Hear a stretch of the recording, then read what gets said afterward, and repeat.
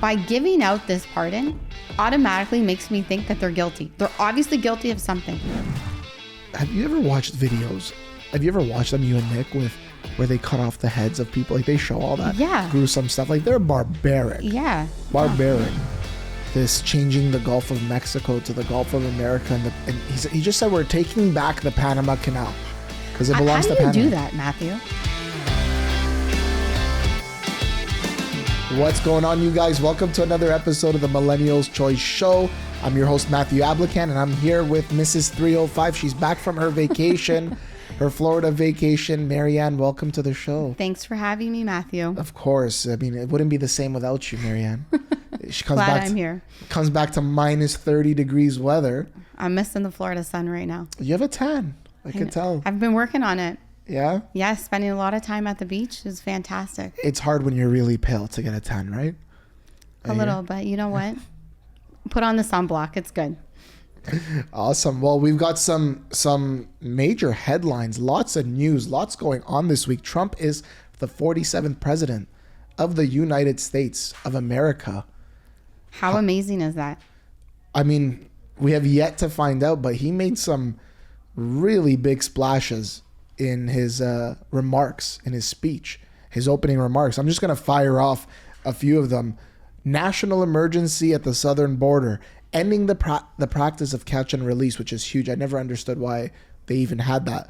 Designating Mexican cartels as foreign terrorists. National energy emergency. They're going to drill, baby, drill, according to him. And the list goes on, and we're going to cover it. I want to read some articles for you guys, some headlines, and then get right into it. Minutes before the inauguration, Biden pardoned several of his family members and their spouses, which is insane. Biden also pardoned Fauci, Milley, and the January 6th committee, as well as Cheney. Liz Cheney. Crazy. Like, what's going on? This should be criminal at some level. It should be criminal that you're allowed to do this. But what caught me the most was these pardons. Some of them are preemptive pardons. So they haven't been charged with anything yet. Yeah. So we'll talk about that. Like, how does that even play out?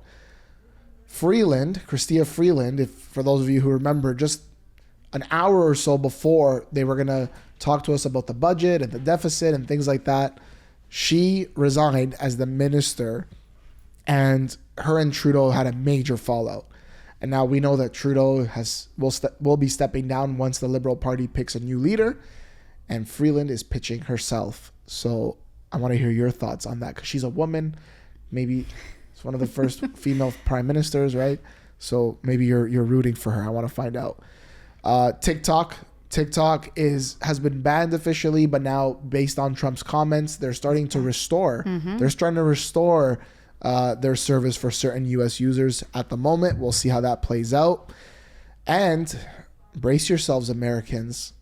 If there is a tariff on Canada, the Ontario Premier, which a Premier is equivalent to like your governor of one of your states, he is telling us and telling Americans that the Liquor Control Board of Ontario, what's known as the 𝐿𝐶BO, where you can buy alcohol, to remove the U.S. booze from the shelves should Trump impose tariffs. So we're going to look into all that today. Like and subscribe, you guys. We were growing our subscriber base, and we want it to get to 100,000 followers and subscribers by the end of 2025. Let's get right into it. What do you think? I mean, you and I were talking before we came online. What do you think is one of the biggest things that Trump announced in his inauguration speech? I think one of the ones that I'm looking forward to seeing is sending the army down to the southern border. I think that's going to be huge. I think that is like, he is not wasting any time. It was the first thing he said. Yeah, he is right back to business, and he's going to be securing that and really paving the way and making them really understand that they're not going to be allowed just to slip on through anymore. So I'm excited for that. Yeah, his first thing, declaring a national emergency at the southern border.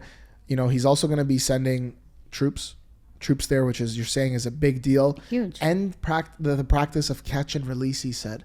So they would catch these guys coming into the country, but then release them into the country. Like, how does that even make sense? Yeah, it doesn't make any sense at all. I liked there's a let's read through the list. So national emergency at the southern border, ending the practice of catch and release, sending troops to the southern border, designating Mexican cartels as foreign terrorists. I like that a lot. That's another huge one. These are like, have you ever watched videos? Have you ever watched them, you and Nick, with where they cut off the heads of people? Like they show all that gruesome stuff. Like they're barbaric. Yeah. Barbaric. And obviously there's a flood of drugs coming into the US as a direct result of these cartels. And they control a lot of things, even in the US. They have a lot of power over people and agencies and obviously corrupt members of the government and whatnot. He also declared a national energy emergency. So they're going to drill, according to Trump, and, tap into their natural resources. Oil is one of them. He wants to end the Green New Deal and revoke any electric vehicle mandates. He is really gung-ho on these tariffs and duty fees and things like that. So he is moving forward with the External Revenue Service. They have the IRS. Now they're going to have the ERS. And he's really double downing on this thing. I think it's going to happen. You think it will? I think it will. He also mentioned that he's going to be moving forward with the Department of Government of Efficiency. He's going to stop all government censorship and bring back free speech. He wants to forge a society that doesn't see color, but hires based on merit. I like this one. This next one I like a lot. Only two genders. That's a good one. Male and female. That's a good one. But it's going to be official U.S. policy, government policy, to recognize only two genders. Wow. Yeah, I guess it was like open for debate before this. He wants to reinstate military members who are forced to quit due to vaccine and COVID mandates with back pay. He wants to be known as the peacemaker and unifier. And then he's going to go through with changing the name of the Gulf of Mexico to the Gulf of America and take back the Panama Canal. Wow. He's coming out swinging. That's for sure. I wonder what it's going to look like with the Department of Government of Efficiency. I think I wrote that wrong. Of Government Efficiency. Yeah. Where Elon Musk and Vivek are going to clean house. Yeah. I think it's been long overdue. I think it's really needed. There was a lot of shady people in there. So I think that this is a good opportunity for him to come in and just to really, pinpoint who is necessary and who really isn't. But I feel like he sort of started that the last time that he was in office 8 years ago, right? When he went in, I remember reading an article saying about how there was like this huge long list of all these different employees that were there, and him and his wife, they had like all these different people and they cut out a lot. They were in the mindset of like, why do we need to spend this extra money when, you don't need multiple people to be doing these jobs. It could be really cut down and, we like to save time, save money, and maybe it could be done with 2 people instead of 5. So in that aspect, I think it's great. But also in the aspect of like the corruption, he's cleaning it up. I'm excited for that. Yeah. Did you see the tweet recently where he's like, in order to speed up the process and save us a lot of time, we don't want any recommendations for staff that are coming from like Nikki Haley and Liz Cheney and Dick Cheney and all these other people that he listed. Yeah. Mitt Romney. And he's like, we don't want any applications from people who work for those people. Yeah. You just can't trust them. No. I also look at it as, let's say you're an employer and you have a staff of 1,000 people, but really you only need 300 of them to perform the way you're performing. If you were to cut that dead weight off, not only financially is it a responsible move, but think about the message that it sends to the other 300 that stay on. Yeah, where it's for like, sure. You better do your job. You better do it the way you're supposed to. Yeah. You're getting paid for it. This is the agreement we have in place. Yeah. And if not, you're on the chopping block because we're running a business and countries are a form of a business globally, right? There's trade involved. There's lots of finances involved. It's a form of running a business in a way. So yeah, I'm excited to see what's going to happen with that. I don't know about, this changing the Gulf of Mexico to the Gulf of America. And he just said we're taking back the Panama Canal because it belongs to Panama. How do you do that, Matthew? Well, I mean, changing the name. I mean, how do you go through that? Is it like just a name change? Like, would you name change? Like, you could change your name. I don't know. You could change your name. I'm curious to see how all this will play out, because have you really been around where things like this have happened? Like, I thinking back, I don't. When have we ever been in a situation like this? Maybe I'm forgetting. I think it all comes down to doing a deal. When the deal is made, right, with Mexico, with Canada, that's going to happen. You have to, because you share those borders. Right. They're your neighboring countries. So there's always been like NAFTA, North American Free Trade Agreement. Right. The most recent one they had in place with 3 countries. I forget what the name of that one was called. But you always have these agreements with our countries because we're in the Americas. We have to be united in some sort of way. Right. And so I think it's going to come down just to a plain, like a deal. Like, oh yeah, by the way, we're changing. Like, you don't have a say in it. Like, what are you going to say? We're taking this, just to let you know, we're taking it. And there's nothing you can do about it. Well, the Panama Canal, like that, apparently, U.S. ships are getting taxed way more than other ships. It's unfair. China's getting a lot of benefits using it. And America built it and paid for it and lost thousands of people's lives throughout that construction process. So he's saying we just gave it away to Panama and they're misusing it or reneging on agreements or not treating us fairly. We want it back. Yeah. So how do you take that one back? I mean, that's by force. Like, basically, if somebody has a problem with it, that's by force. But I wonder what message all of this is going to send to China, to Russia, and these other countries, which is like, well, if you're allowed to go ahead and take this back and make it a part of America, why can't we take Ukraine? Why can't we take Taiwan? Like, it opens up that conversation. I think it does. Yeah, I think it does. But from what we've discussed in the past, like about Trump, like, he's a strong leader. So at the end of the day, he is America first. So he's going to do what he feels is best for the country, and no one's really going to stop him. He mentioned that. He said these next 4 years, everything we do is going to be America first. Yeah. That's what's going to be at the forefront of all of their decision making. Let's see what actually happens, how it plays out. What are your thoughts on this? So he's going to be reinstating military members that were, forced to quit because of COVID or vaccine mandates. Right. And he's going to also pay them. He's going to give them back pay. Yeah. So what are your thoughts on that? I think it's a fantastic idea. I think that they should have never have been let go to begin with. I think it shouldn't have been mandatory. And the fact that he is doing that for them is great, because, it shouldn't have been mandatory. It should have been like, if you wanted to take this because you felt that this was the right thing for you to do, then that's great. And if you didn't, then that's also okay. And that these people shouldn't have lost their jobs over it. I don't really think that that's fair. So the fact that he is now going to be giving them their job back and giving them the back pay, there should be other countries following suit in that, in my opinion. But what about like other industries? What about teachers that did that? What about, whoever? Yeah, I think that should be across the board. Yeah. I think it should, because I don't think that it's right that they had their job taken away from them over a vaccine. I think that it should have been optional to begin with. And, if you wanted to take it, that's fine. If you didn't want to take it, that's also fine. But for someone to actually lose their job on that, I think is horrible. And I don't think that it's fair. So the fact that he's doing that is great. Yeah, it sends a very strong message. But, he's been very quiet all throughout, even the debates and even through the election process.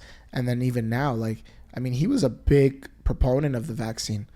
Operation Warp Speed. Yeah. Remember that? Yes, I do. So and then all of a sudden it just went hush hush. Yeah. And remember Kamala Harris, if a vaccine is produced by Trump, I won't take it. Yeah, I'm not taking it. Right? And so there was all this back and forth that was going on. Yeah. And I guess they're moving in another direction, or at least he's trying to distance himself from all the problems that came about from the vaccine. I think so. Yeah. I think that he is. I really do. Because at the end of the day,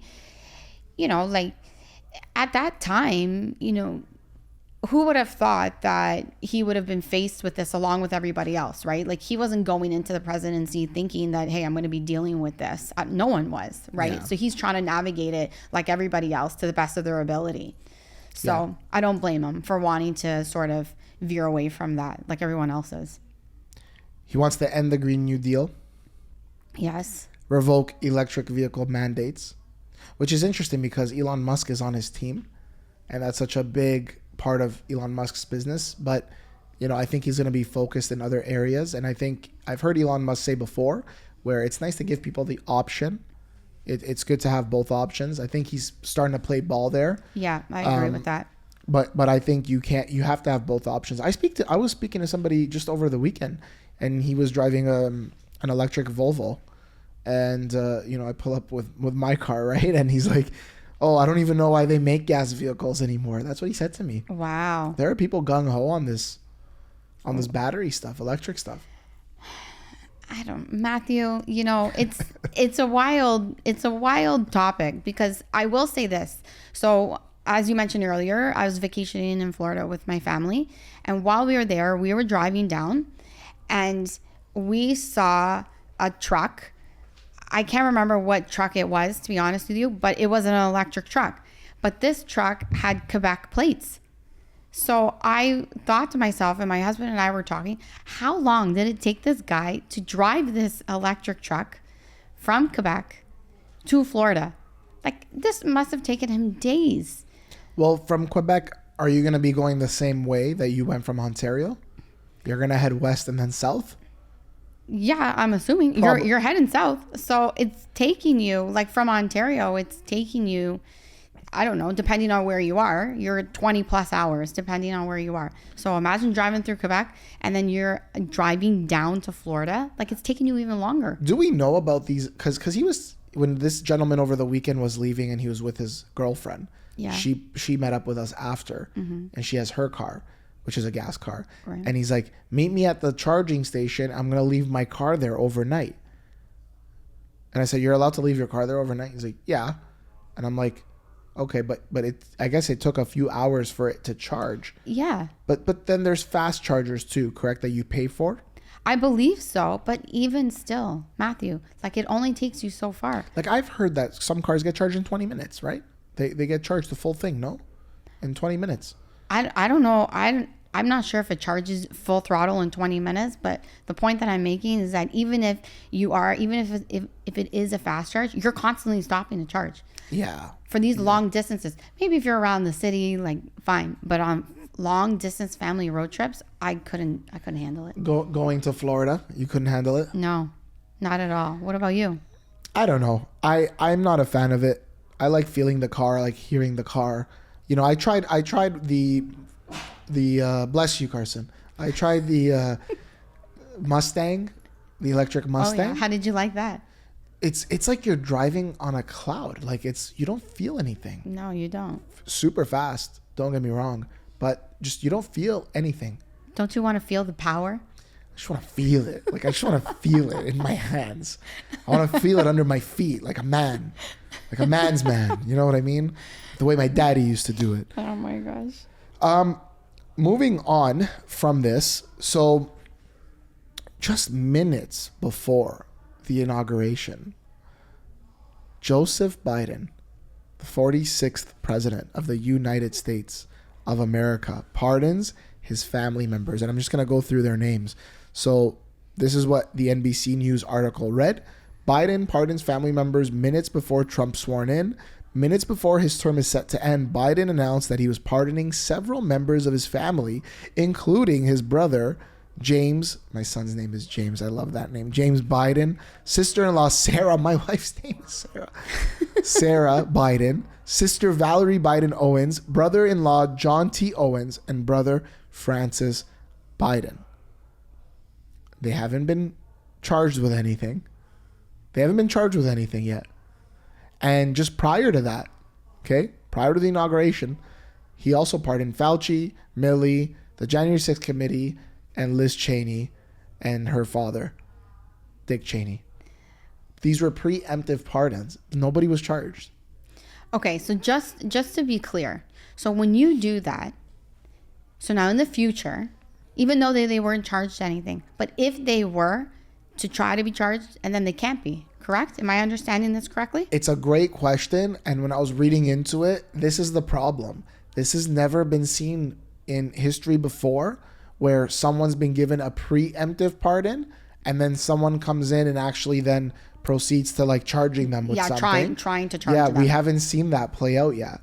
Because the way I am understanding it is that it's just that you are pardoning them. So in the future, if something were to come up, then you can't actually charge them. This is what I'm understanding. Problem is we haven't seen it play out before. So that's the idea behind it for sure. That's I mean, otherwise, why would he even care to do it? So in terms of how it's going to play out, because this was all done so that they're anticipating Trump taking revenge, as they call it, right? Taking revenge on some of these people or committees. Right. And so Biden obviously wanted to pardon them because he could probably get implicated too in something. And the problem is we haven't seen this play out. So if Trump does challenge the pardon, does charge them, or obviously the Department of Justice, if they do that, how does it actually play out in court now that they have a preemptive pardon that came to them prior to any of the charges being laid? I don't know. See, my problem with this, Matthew, is that whole situation with his family is so shady that by giving out this pardon automatically makes me think that they're guilty. They're obviously guilty of something, because why are you dishing out these pardons? Like you're pouring water in everyone's glasses, like no problem. Like, why are you doing this? All this is showing me is that you're guilty of something. That's all it shows to me. That's exactly that's exactly how I saw it right away. Yeah, and you're obviously hiding something. But we expected this. Like, really, 1 week you're telling someone to wear a mask, 1 week you're telling them not to wear a mask, 1 week you're saying they work, 1 week you're saying they don't work. Then you're saying wear masks when you have sex. Yeah. It doesn't even make sense. Did you hear that one? Yeah, I have. I have, yeah. So obviously we could tell. We don't need, someone to tell us. We can tell just by our own reasoning and mental faculties that something wasn't right. Yeah. Because this person seems like they're just making it up as they go. Yeah. Right? So, and that was for a mask.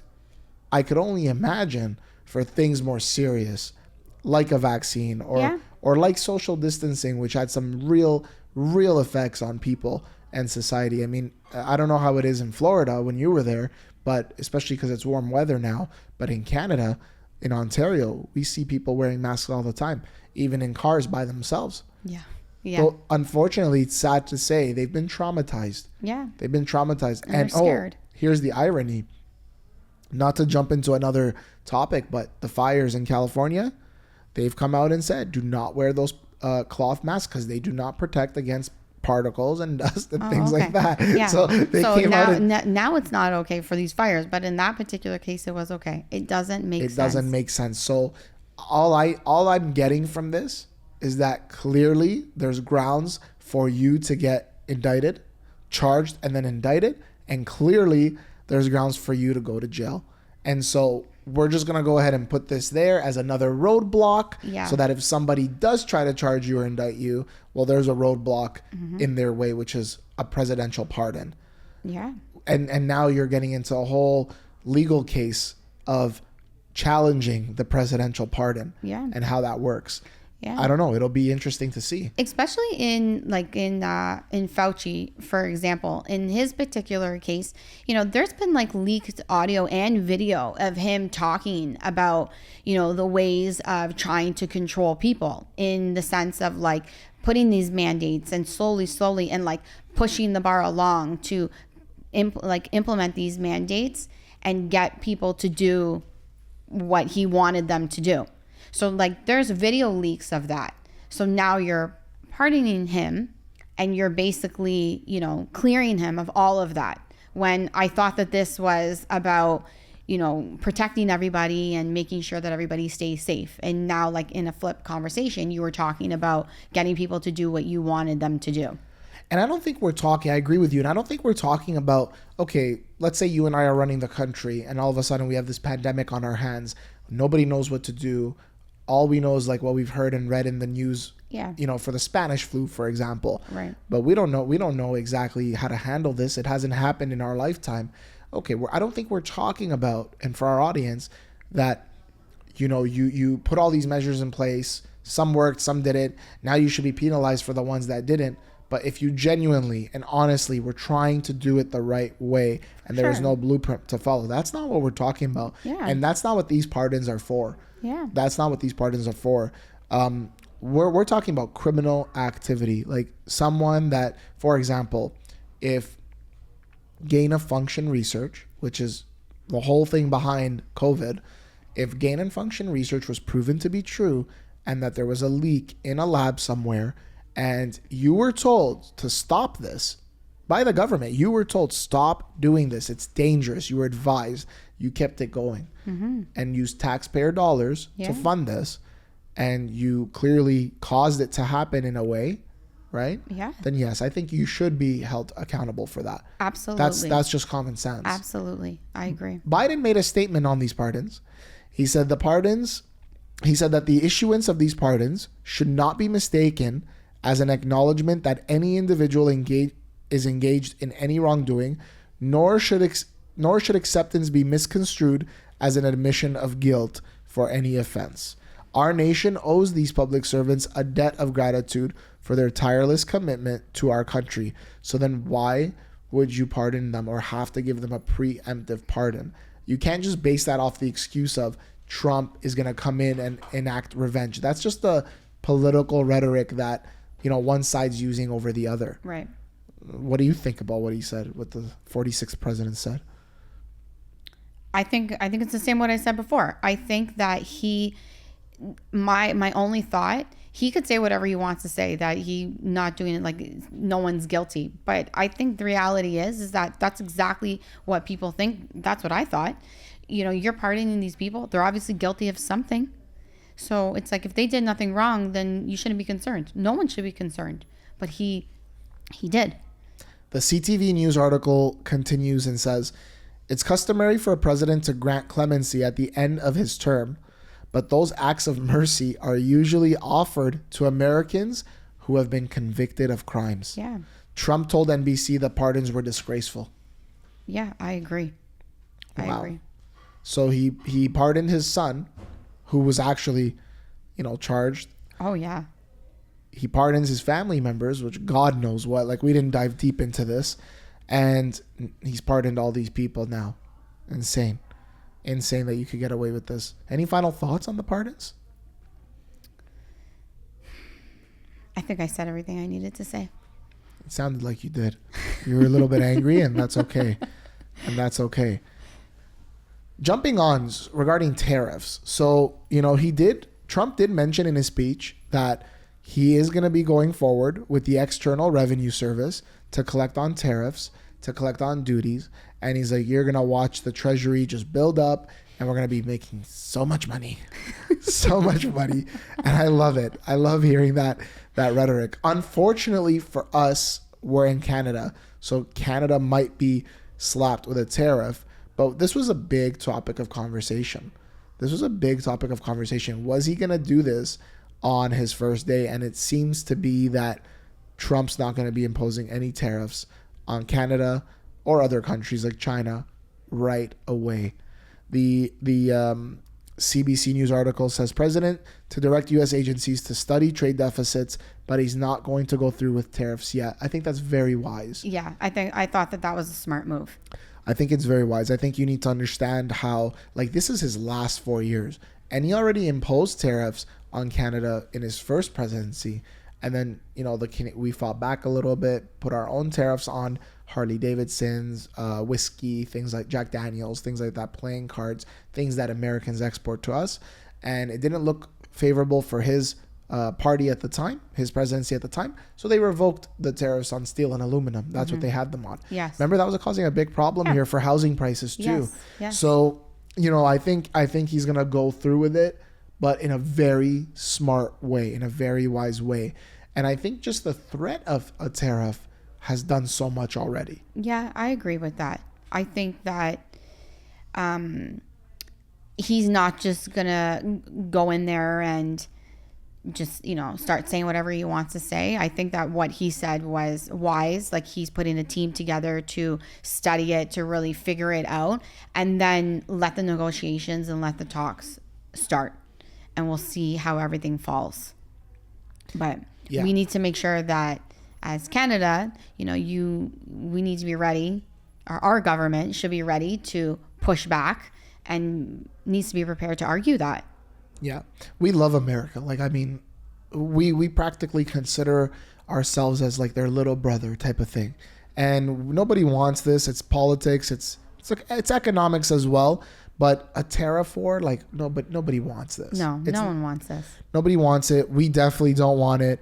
Obviously, if Trump really wanted to be the dictator that the left paints him to be, then he could march into any country with his army and do what he wants, right? But I don't think that's the case. I think as he said, the golden age. I think the golden age between Canada and the US is about to begin. Mm-hmm. I think we're going to have a sick deal that's going to improve both economies. It's going to be a win-win, but you have to get leaders that are on the same mindset and wavelength as other leaders. You have to get them all together. Absolutely. There was a big disconnect. Say what you want about him with Trudeau and Trump. Yeah. There was even rumors of Trudeau flirting with his wife. There was some videos about that with Melania and all that.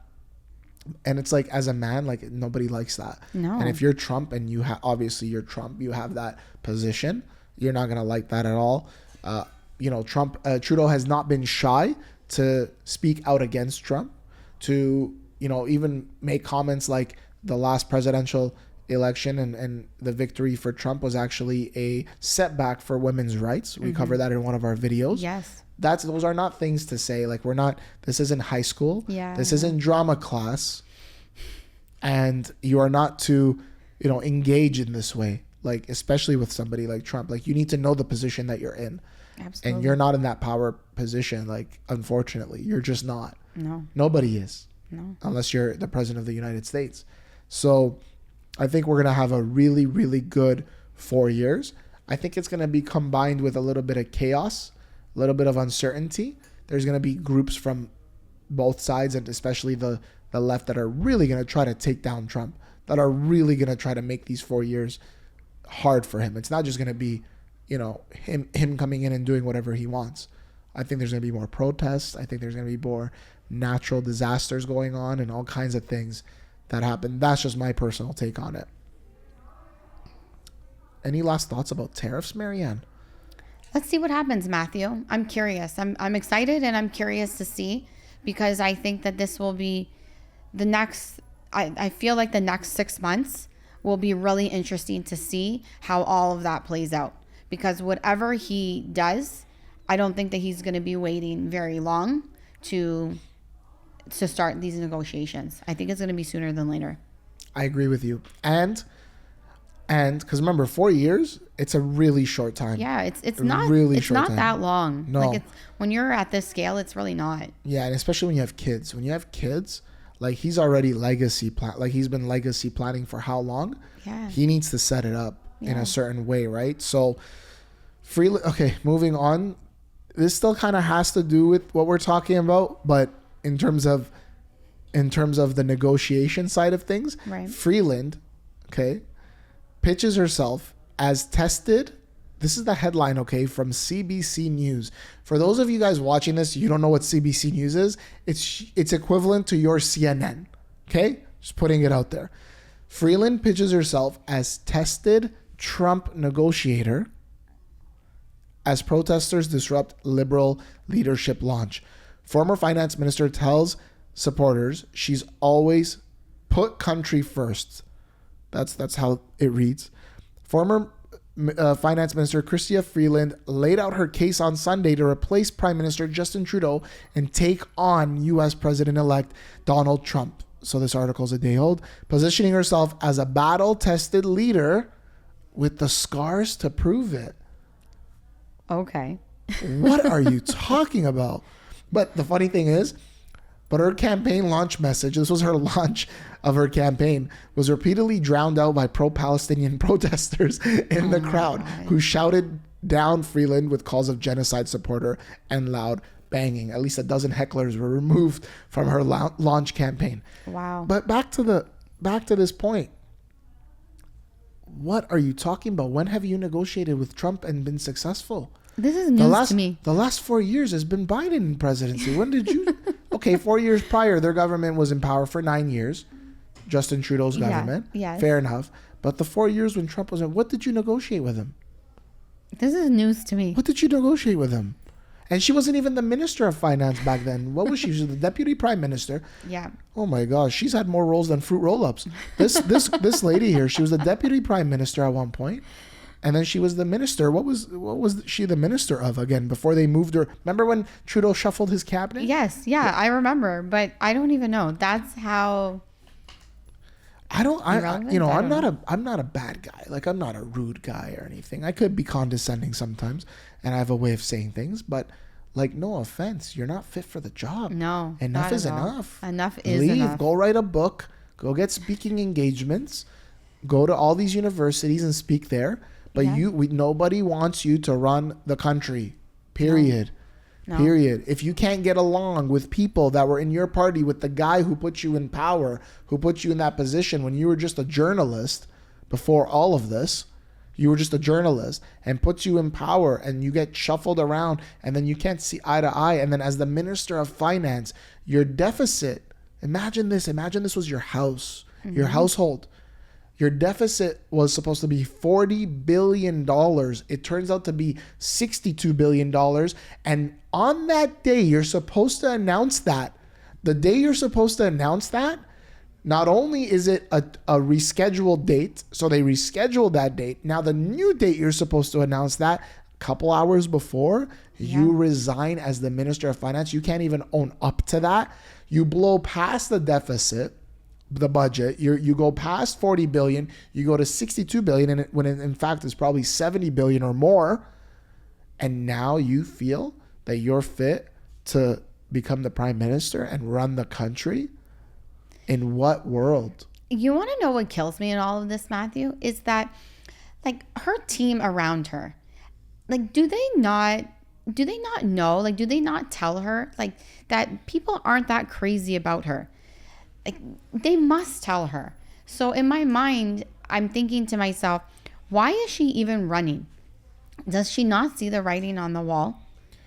I think she's also going to have a very big legal issue with the company Fabricland. You know that song, Fabricland, where you could get fabric for like blinds and stuff? Yeah. This was her, Mary, look at this. This is her launch campaign, like, oh my gosh, banner. Look at that. What does that look like to you? Yeah, it looks like Fabricland. Look at that. Carson, maybe we could put it up for our audience if you put a marker on this point. Look at that. Oh my gosh. Fabricland and Freeland. Wow.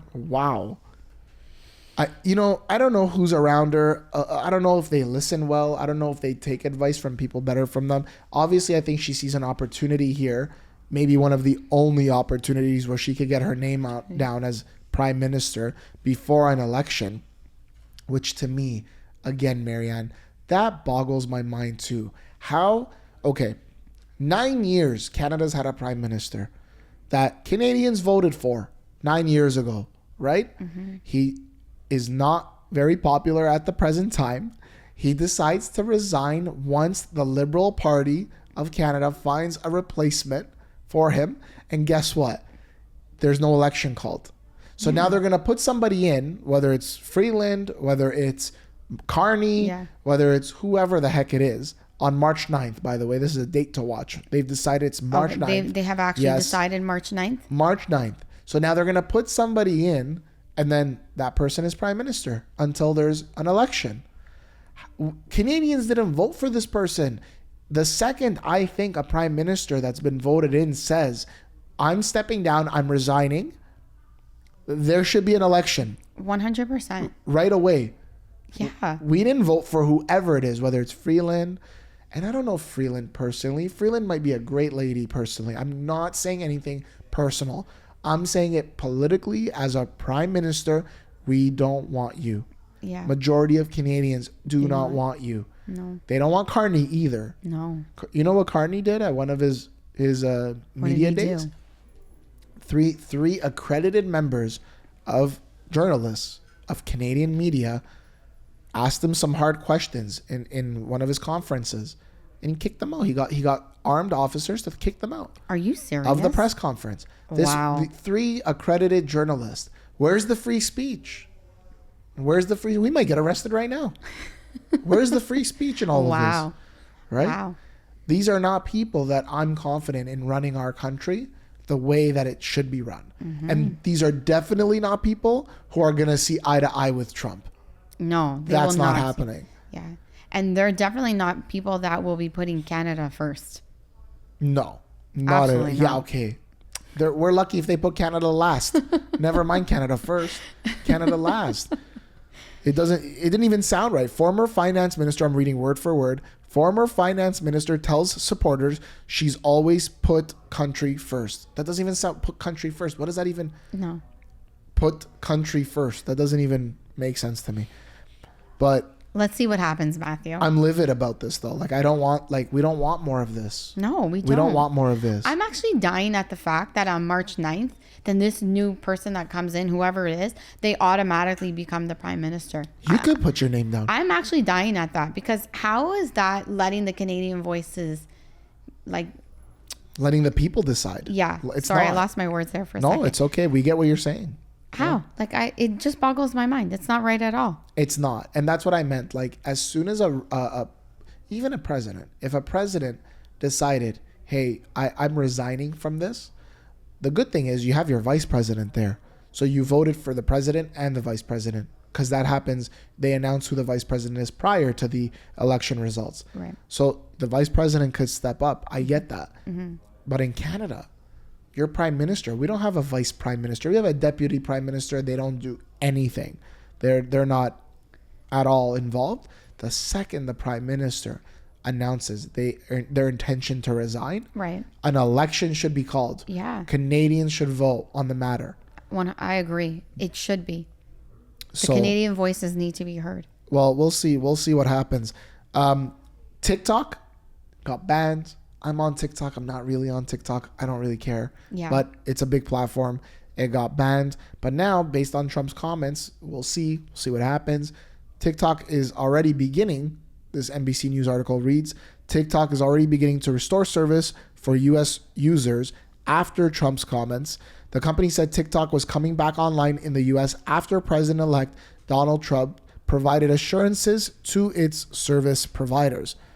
In a statement, TikTok said that its video platform was coming back online after President-elect Donald Trump provided the necessary assurances to the company's service providers.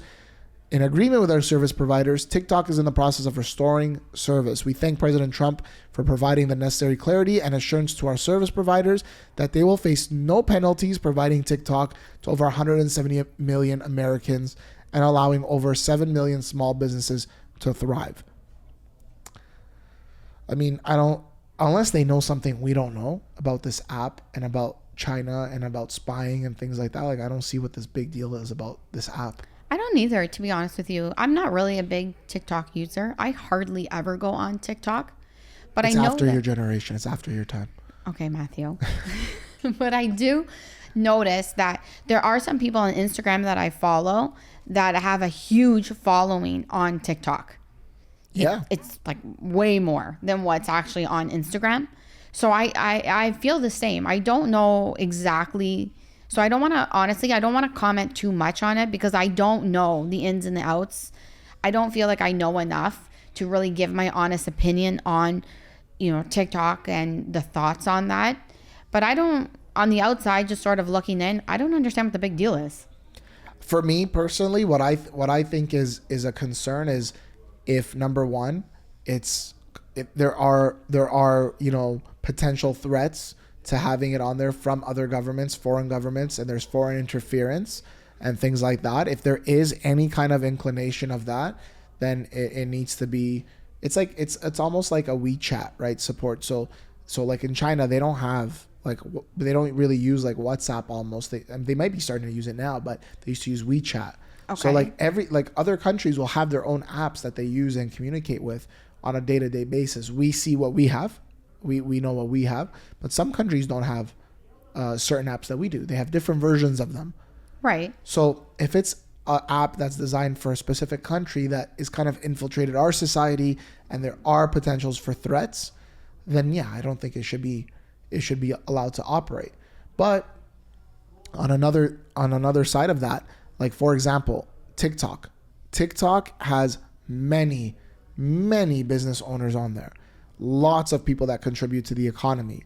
If you just shut that down and you're not giving enough people time for enough people to set up shop somewhere else, you're putting them out of business. Yeah, so I really think it's wise for the president and even courts to just kind of maybe do a study on how this would impact small businesses and business owners and things like that before completely banning it, unless again there is that belief and that knowledge that this is actually threatening our society in some way. Yeah. If it's not, and it's just kind of more impulsive, because Trump won a lot of voters over through TikTok. A lot of the younger demographic that are on TikTok, they voted for Trump. Right. So this could just be a ploy from the left to say we're starting these things now, so that the next 4 years, okay, he's gonna have his 4 years, but afterwards, this won't be a TikTok election. This won't be an election that's based off of just one singular thing or podcast or TikTok or whatever.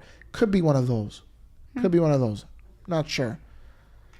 Last article, just wanted to talk about Ontario Premier Doug Ford. This is from Global News. Tells 𝐬𝐮𝐫𝐞 to clear U.S. booze from shelves if Trump imposes tariffs. So this is another thing that in the form of a retaliation that our premier, which is equivalent to any state's governor, would want to do. So Ontario Premier Doug Ford says he's told the 𝐬𝐶BO to clear the U.S. booze from the shelves if Donald Trump imposes sweeping tariffs, as he's threatened to do so. Ford made the remark to the crowd at the Rural Ontario Municipal Association General Meeting and Conference in Toronto Monday, the same day as Trump's inauguration. So he stated that I've sent a direction to the 𝐬𝐶BO that if these tariffs come to clear off every bit of U.S. alcohol off the shelves, let's start promoting more Ontario-made wines and the vodkas, the spirits. That's what we need to do, he said. We are the largest purchaser of alcohol, get this, in the entire world. They will feel the pain. I will make sure I communicate this to our other premiers that they should be following suit. Go Dougie. Go Dougie. I mean, again, nobody wants this. No one wants it, but Matthew, I'm glad that someone is raising their voice, and saying something. I feel like this is going back to what we have spoken about in the past. Like, Trump is making these claims. He's talking a big talk right now, and you have no one from Canada that's pushing back a little bit. So I'm actually really happy to see Doug and hear him say, you're going to do this to us. Well, we're going to start pulling off your stuff off the shelf, and maybe you'll feel the pinch a little bit too. So I'm actually happy that he said something. Like, I saw Doug on CNN the other night. So I was was quite surprised, and I put a smile on my face. Not to say that I watch CNN. I'm not a fan of CNN, but the fact that he was on there and talking and raising Canada up and saying things for Canada, it brought a smile to my face, because it was like, finally someone is speaking up for us and really, has our back. Yeah, it's interesting how that's playing out, because Doug Ford's a conservative. Yes. He's not part of the Liberal Party. No. And he's the premier of the the most well-known, the largest, Ontario is the place to be in Canada. Yeah. You've got the biggest city here, one of the most globally well-known cities, Toronto, in Ontario, and it's where Drake is from. I always say where Drake is from. He's really out there. I don't want to say what, I don't know. I'm thinking something right now, and I don't really want to say it. Just say it. It's very premature, but just say it. Is he making a run for potentially running for prime minister? I don't know. I don't know. Imagine if he did, though. Is he just backing up potentially Pierre? Because Pierre has said a lot of things as well to go against Trump in terms of we're not going to become the 51st state and things like that. Yeah. But as you said, CNN. I saw him on Fox News. Yeah. I'm like, whoa. I don't that's our Doug. That's our Doug. So, it'll be very interesting to see how that plays out. But at the end of the day, like, Canada is just not a nation, like a third world country or anything like that. We are a first world country. We have the second largest oil reserves in the world. We have lots of precious metals. We have lots of wood, lumber, and lots of different things that we bring to the table. Yeah. So, I mean, yes, I agree. It's very good to see one of our leaders standing up. At least they have a spine to stand up and say, okay, if you're going to do that, we're going to do this. Like, when does it end? Yeah. Or remember what he said? I'm going to shut off energy for, Detroit and all these other, Michigan and all these other places that energy is sent over to. So it brought a smile to my face when I saw him on there. Wow. I was smiling. That's big. That's big. Guys, this was a great episode. You have any final thoughts, Maryanne? I think my final thoughts is that we've had a great conversation. I'm very curious to see how some of these topics that we discussed play out. And let's see. Let's just see what happens and go from there. Great conversation. Until next time, you guys, we're out.